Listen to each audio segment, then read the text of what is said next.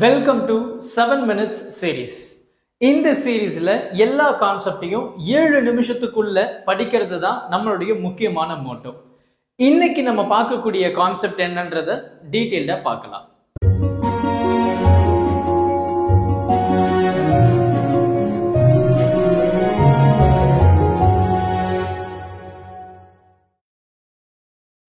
இப்போ நம்ம பேசக்கூடிய ஒரு முக்கியமான ஒரு ஆன்சர் என்ன அப்படின்னு நம்ம பார்த்தோம்னா இந்த ப்ரூவ்ஸ்டர் லா. இந்த ப்ரூவ்ஸ்டர் லா வந்து one of the most important 3 mark அப்படின்னு நம்ம சொல்லலாம் 12th ஸ்டாண்டர்ட் பிசிக்ஸை பொறுத்த வரைக்கும். பொதுவாக நம்ம வந்து பார்த்தோம் அப்படின்னா போலரைஸ்டு அண்ட் அன்போலரைஸ்டு லைட்னு சொல்லிட்டு நம்ம ரெண்டு விதமாக நம்ம பிரிச்சிருப்போம். அன்போலரைஸ்டு அப்படின்றது வந்து நமக்கு வந்து vertical component and then horizontal component இருக்கக்கூடிய ஒரு லைட் வேவ்ஸ், அதாவது சன்லைட் மாதிரி. அதை போலரைஸ் பண்ணி நம்ம சன் கிளாஸஸ் வழியாக பார்க்கும்போது அதனுடைய தாக்கம் வந்து கம்மியாக இருக்கும். அது போலரைஸ்டு லைட் நம்ம ரொம்ப டீட்டெயிலாக பார்த்துருப்போம் இல்லையா. ஸோ அந்த மாதிரி நமக்கு வந்து ஒரு அன்போலரைஸ்டு லைட் வந்து ஒரு சர்ஃபேஸில் வந்து நமக்கு படுது. ஸோ நமக்கு வந்து டாட்டடாகவும் இந்த மாதிரி ஒரு ஏர் ஹெட்லையும் ரெப்ரசன்ட் பண்ணியிருப்பாங்க. விச் மீன் எனக்கு ரெண்டு காம்பனண்ட்டும் அப்படியே வருது. இந்த சர்ஃபேஸில் பட்டது என்ன ஆகுது, we know that this is your normal இல்லையா. இந்த சர்ஃபேஸ் பட்டது என்ன ஆகுது அப்படின்னா இந்த அன்போலரைஸ்டு லைட் வந்து பார்ஷியலி ரிஃப்ளெக்ஷனும் பார்ஷியலி ரிஃப்ராக்ஷனும் ஆகுது. நல்லா பாருங்க, partially reflection and refraction. So இதை நம்ம வந்து என்ன சொல்றோம் அப்படின்னா எனக்கு வந்து parallel component and then vertical component அப்படின்னு நம்ம ரெண்டு விதமா பிரிக்கிறோம். அப்போ எனக்கு ரிஃப்ளெக்ஷன்ல என்ன ஆகுது அப்படின்னா பேரலல் காம்பனன்ட் மட்டும் ஒரு பக்கம் போகுது, ரிஃப்ராக்டர்ல வந்து ஹாரிசான்டல் காம்பனன்ட் மட்டும் போகுது, விச் மீன் வெர்டிக்கல் காம்பனன்ட் மட்டும் வருது. அப்போ என்ன ஆகுது அப்படின்னா ஒரு அன்போலரைஸ்டு லைட்டை நான் போலரைஸ் பண்றேன். இப்போ ஒரு சர்ஃபேஸ்ல அது ஸ்ட்ரைக் பண்ணி எடுத்து வரும்போது அது போலரைஸ்டு எனக்கு கன்வெர்ட் ஆயிடுது. இது அன்போலரைஸ்டு லைட். இது நார்மல் அப்சர்வேஷன் நம்ம வந்து படிச்சது தான். போலரைசரு போலரைட்ஸ் அதெல்லாம் பயன்படுத்தி கண்டுபிடிச்சிருப்போம். பட் இங்க ப்ரூவ்ஸ்டர் அப்படின்ற ஒரு சயின்டிஸ்ட் என்ன சொல்றாரு அப்படின்னா இந்த இடத்துல வந்து ரிஃப்ராக்டிவ் இண்டெக்ஸ், அந்த மெட்டீரியல் இருக்கு, அந்த சர்ஃபேஸ் இருக்கு பாருங்க, அதனுடைய ரிஃப்ராக்டிவ் இண்டெக்ஸ் வந்து பிளேஸ் வெரி இம்பார்ட்டன்ட் ரோல் அப்படின்னு சொல்றாரு. அப்ப நமக்கு என்ன தெரியும் அப்படின்னா இது போலரைஸ்டு இல்லையா. ஸோ ஐபி, எனக்கு ரிஃப்ளெக்ஷன் அப்படின்னு சொல்லும்போது ஆப்வியஸ்லி இதுவும் ஐபியா தான் இருக்க முடியும். இது ரிஃப்ராக்ஷன், ஸோ த ஆர்பின்னு சொல்லிட்டேன். ரைட். ப்ரூவ்ஸ்டர் என்ன சொல்றாரு அப்படின்னா இந்த ரிஃப்ளெக்டட் ரேக்கும் இந்த ரிஃப்ராக்டட் ரேக்கும் இடையில வந்து எக்ஸாக்ட்லி 90 டிகிரி இருக்கு அப்படின்னு அவர் சொல்றாரு. அப்ப இங்க என்ன நடக்குது அப்படின்னா ரிஃப்ளெக்ஷனும் நடக்குது, ரிஃப்ராக்ஷனும் நடக்குது.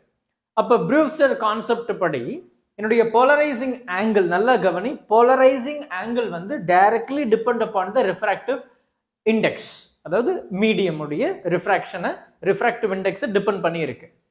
அப்போ நம்ம என்ன பண்ண போறோம் அப்படின்னா n1 sin i ஸ்னெல்ஸ் தான் நம்ம எடுத்துக்க போறோம் பிகாஸ் நமக்கு இங்க அதுதானே உபே ஆகுது இல்லையா. அப்ப நான் என்ன சொல்லிட்டேன் அப்படின்னா என்னுடைய sin r இந்த பக்கம் வந்துச்சு. அப்ப sin i by sin r equal to n2 by n1. இப்போ என்னுடைய ஃபர்ஸ்ட் மீடியம் என்னவா இருக்கு, இது ஏருங்க. இது வேற ஏதோ ஒரு மீடியம், அப்போ அதனுடைய ரிஃப்ராக்டிவ் இண்டெக்ஸ் n. அப்போ இதை நான் எப்படி எழுதலாம், n by 1, ஸோ n வச்சுக்கிறேன்.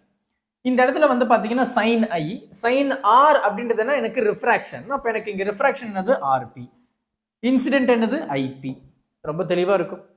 அப்போ ipன்றது நமக்கு தெரியும் இதுதான். அப்போ இது என்னவா இருக்க முடியும், rp என்னவா இருக்க முடியும், எப்படி we can rewrite அப்படின்றத நம்ம பார்க்கலாம். இப்போ நல்லா பாருங்க, இது ஸ்ட்ரெயிட் லைன், இது ஸ்ட்ரெயிட் லைன், இது ஸ்ட்ரெயிட் லைன்.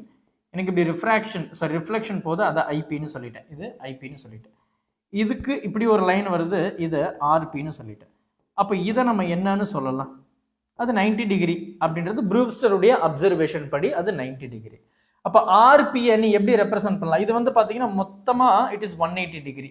அப்போ எப்படி எழுதுறேன் பாருங்க, இங்க எழுதுறேன் பாருங்க, 180 டிகிரி அப்படின்றது என்னது, இந்த ஐபி பிளஸ் இந்த 90 பிளஸ் வந்து ஆர்பி. கரெக்டா, இது மூணு வந்து சேர்ந்தது தான் எனக்கு 180 டிகிரி.